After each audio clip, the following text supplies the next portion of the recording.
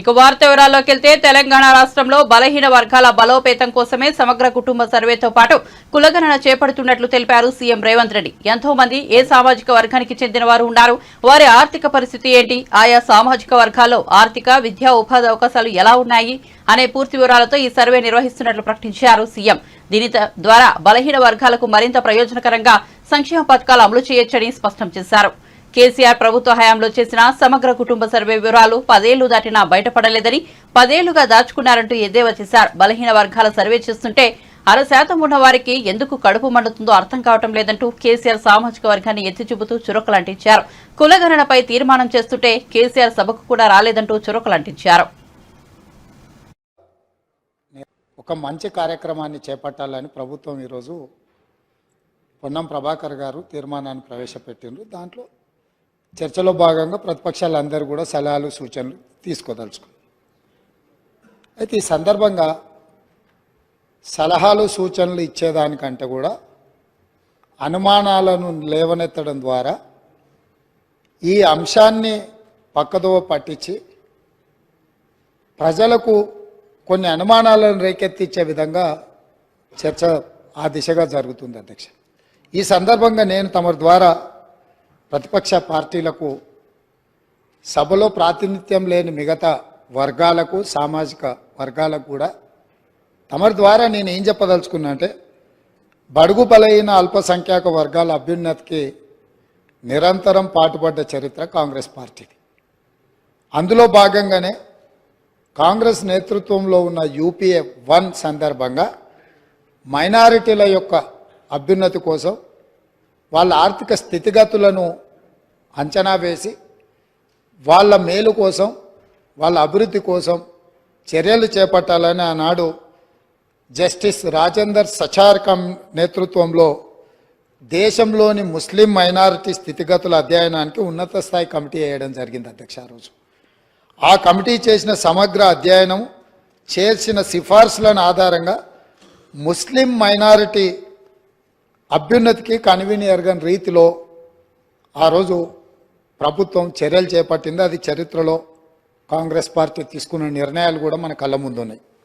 ఇలాంటి అనుభవాలన్నిటిని క్రోడీకరించి మన రాష్ట్రంలో ప్రధానంగా అన్ని వర్గాలకు సంబంధించిన సమాచారాన్ని సేకరిస్తూనే వెనుకబడిన తరగతుల వారి యొక్క అభ్యున్నతి కోసం వారికి అవసరమైన ఆర్థిక సహాయాన్ని, అదేవిధంగా రాజకీయంగా కానీ, విద్యాపరంగా కానీ, ఉద్యోగపరంగా కానీ అన్ని రకాలుగా ఆ వర్గాలకు ప్రభుత్వం అండగా నిలబడాలన్న ఆలోచనతోని మా నాయకుడు, పార్లమెంట్ సభ్యుడు రాజీవ్ గాంధీ గారు వారసుడుగా రాహుల్ గాంధీ గారు ఏదైతే మాట ఇచ్చిండ్రో ఆ మాటను నిలబెట్టడానికి ఈరోజు ఈ ప్రభుత్వం పూర్తి స్థాయిలో ప్రయత్నం చేస్తుంది.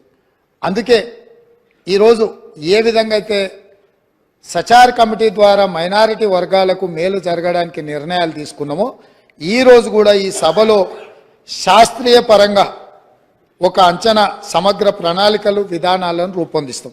ఇందులో మరి ఎందుకు మా సభ్యులకు, లేకపోతే సీనియర్ శాసనసభ్యులు, మంత్రిగా వారికి సుదీర్ఘమైన అనుభవం ఉంది కడియం శ్రీహరి గారు, వారి అనుభవాన్ని ఉపయోగించి ప్రభుత్వానికి ఏమైనా సూచన చేసినా ఆ సూచనలు తీసుకొని భవిష్యత్ కార్యాచరణ నిర్ధారించుకోవడానికి ప్రభుత్వానికి ఎలాంటి భేషజాలు లేవు అధ్యక్ష. చాలా విస్పష్టంగా ఈ రాష్ట్రంలో ఉన్న జనాభా మొత్తం మీరు సమగ్ర కుటుంబ సర్వే చేసినామని గొప్పగా చెప్తున్నారు. ఇంతవరకు ఎప్పుడైనా ఆనాటి ప్రభుత్వం సమగ్ర కుటుంబ సర్వే చేసి ఈ సభలో వాటి వివరాలను ఎప్పుడైనా చెప్పినరా అధ్యక్ష?